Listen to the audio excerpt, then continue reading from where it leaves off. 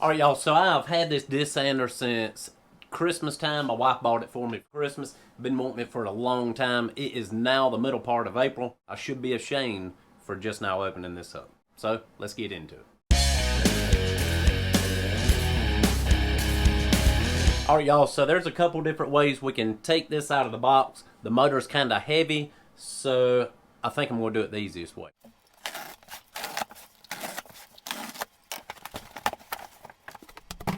Alright, so we got a couple different pieces of sandpaper and the setup and operating instructions. I like to keep these because a lot of times they got exploded views on them. If you have to order replacement parts, you can go right to this and it'll tell you exactly which one it is. And here's our sandpaper. Actually, they'll feel like the same grit. It's the sticky back, so it's not the hook and loop like you have a lot of times on the smaller disc sanders. So it looks like it's packaged pretty good. This is actually one of the things that I've saw some comments on, is the miter gauge not really working as good as it should. Feels like a cheap made miter gauge, so not sure how often I would use that. And not sure how much I'm going to be using this on a 45.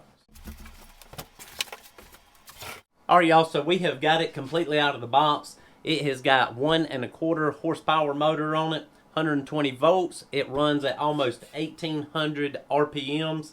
And one of the good things on it, it's got a 6-foot cord on it, so that should come in handy. It has also got the safety on the switch, so you can take it out if you're working on it. Majority of the casing and the actual motor is made out of cast iron. Even the base of it's cast iron, so weights it down pretty good. It actually squared up pretty easy.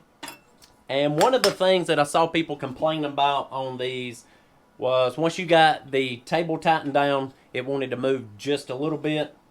But so far this one does not seem to be doing that. The only thing that I saw that was plastic on it was this cover on the bottom part of the disc, and the only time I think you'll have to take that off is if you actually changing the sandpaper. Alright, so the table is actually made out of aluminum, and it measures 16 3/8 of an inch wide, and from the actual disc out to the edge of the table it is 7 inches. And you have a miter gauge that comes with it. Seems fairly cheap, but when you tighten it up it doesn't seem to move.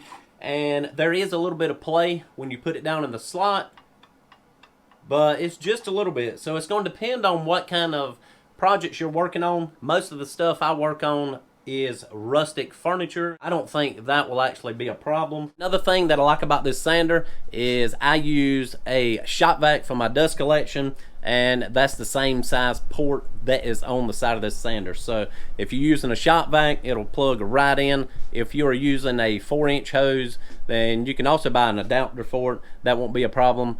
But another thing is that port is actually made out of cast iron like the rest of the sander. So you shouldn't ever have a problem with that wearing out over time and giving you any kind of issues. There's not a lot more you can say about the sander. Seems like it's built really well. One thing, the table, I was kind of concerned about reading some comments online about it not tightening up exactly right or having just a little bit of play in it. But it seems like that's pretty good. We're going to take a piece of pine, we're going to sand the corner down on it. We'll also take a piece of walnut and do the same and just see how good it works with that.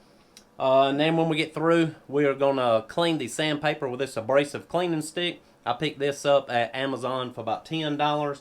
And if you keep this sandpaper cleaned off, it will extend the life of the sandpaper quite a bit. So anyhow, with that being said, we're going to go ahead and try these two out.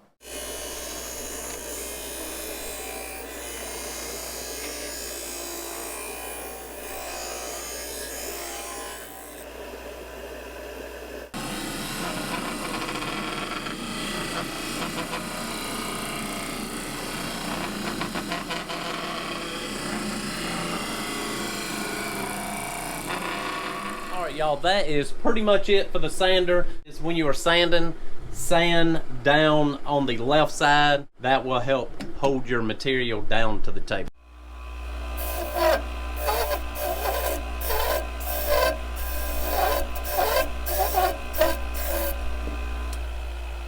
that is pretty much it for this video. The sander seems like a pretty good deal for the money. Don't forget to pick you up one of these abrasive cleaning sticks. They work really well too. And if you hadn't already gave the video a thumbs up, don't forget to do that. Don't forget to subscribe to the channel, and I'll see y'all on the next one.